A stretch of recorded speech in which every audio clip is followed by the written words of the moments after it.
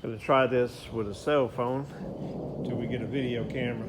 Weather outside is getting a little stormy. This is our 52 Ford project we're building. So a 52 Ford cab, 57 Dodge Coronet trunk and fenders.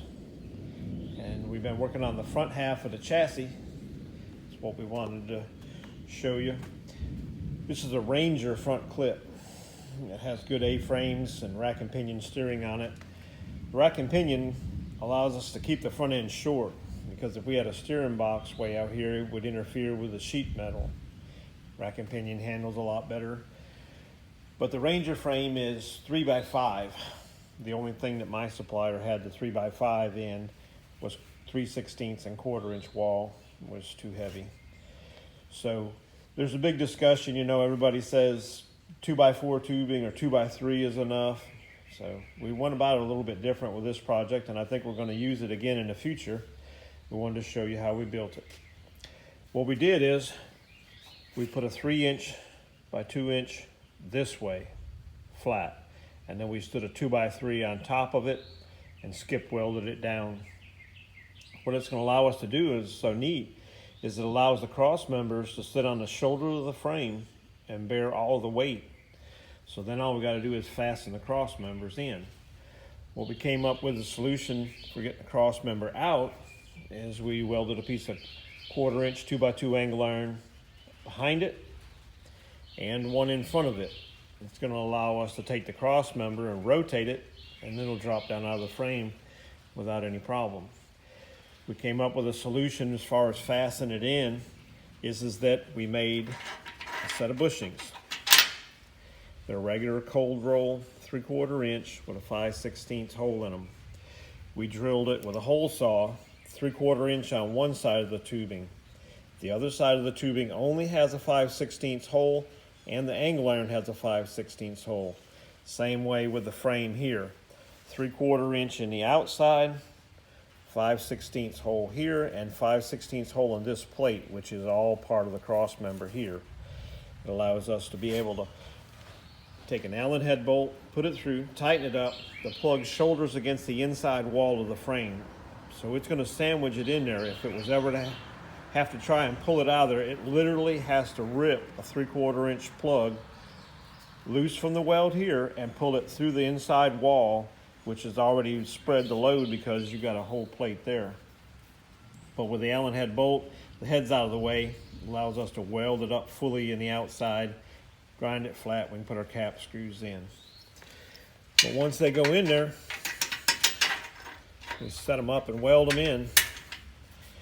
This thing's going to be strong enough because we're going to put a 45 gusset between here and here once all the fasteners are in. And then we'll also put it between the plate that's part of the cross member between here and here. That's going to allow us to spread the load forward and aft, or shear or torsionally, over a 6-inch span of the frame. The plugs are welded in, and you'll see some people that put holes in the frame and they weld a tube through it. What they're trying to do is they're trying to keep the tubing from racking torsionally, and by connecting that, it's just like the corrugation in a cardboard. It gives that thing rigidity so that it can stop it from twisting it. So that's what we're building for the 52 Ford chassis. Small block Chevrolet with a roller cam. 4L60E, we're going to be shifting this manual.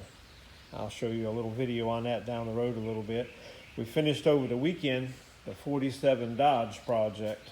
All of the floor pan, 1/4 inch high bead, 1 inch wide, and 16 gauge. Rolled on our hydraulic powered bead roller that we built. Give you a look at that. It's an 1.25" mandrel that I machined in my lathe.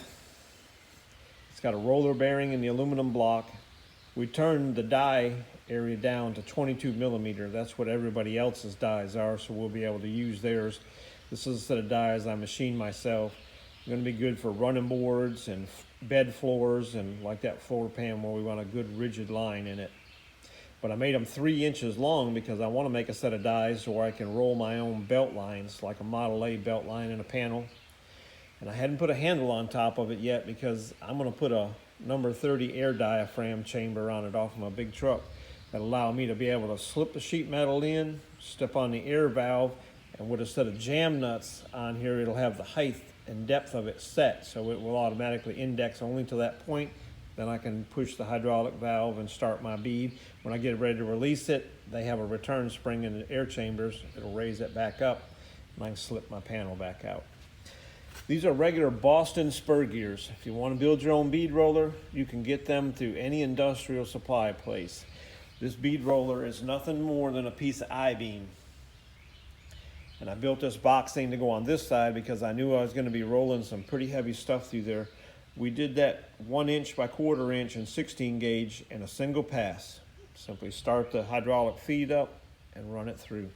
The hydraulic drive is a 25 horsepower Kawasaki with a 10 gallon a minute hydraulic pump on the bottom of it. And we simply put a piece of tubing from the original motor base plate out of the lawnmower down, and then it has a base plate for the pump, and it has a regular rubber drive in there that will take up a slight misalignment or any vibrations. Our hydraulic valve's got to get mounted on a post where it's a little easier, and we're going to get a set of wheels put on the bottom of it where we can roll it around in the shop, because we're going to be building a hydraulic planishing hammer, power hammer, and a set of punch dies for punching holes in steel with it. It's going to power it all. So let us know what you think. We'll try and get some better video equipment so you can see all of it. And that's a little secret under there. We'll have to show that one later when we fire it up. Let us know what you think. Thank you.